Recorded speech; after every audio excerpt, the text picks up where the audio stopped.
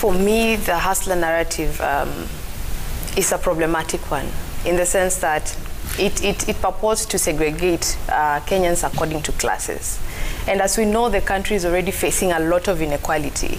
So for someone of the stature of the Deputy President to purport to be a hustler himself, I mean, the definition of a hustler, even as you had put it, probably young people would fall under the bracket, because we're looking at the common mwananchi who most probably lives under $1 a day.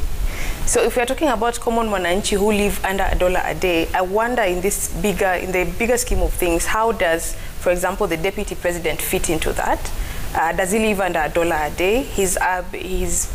The people allied to him are the ones who are, out here being faced with a lot of allegations on corruption charges, fraud, and money laundering. So I think there's a lot of dishonesty when it comes to the hustler narrative, and I think also in looking keenly at the hustler narrative, I think there's a problem because the narrative divides us in such a way that we want to fight. And someone gave a very interesting story the other day in a place I happened to sit, and he was talking about two brothers, one who he's in shags with the parents, and one who works in Nairobi and probably goes home like twice a year with maybe shopping of 10,000 twice a year, okay?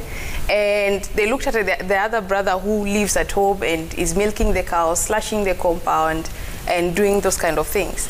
And the question there was, what is the contribution of the person who looks like the hustler in the family, and the contribution of the person who looks like they're the ones who are, the prime cuts in the family? And if you look at what this quote-unquote hustler is contributing, probably a laborer a day would get something between 100 to 200 shillings every day. Multiply that by a month and multiply it by 12. I mean, you get a considerable amount of money, as opposed to the person who looks like they're the ones with the money who come twice to spend 20,000 shillings at home.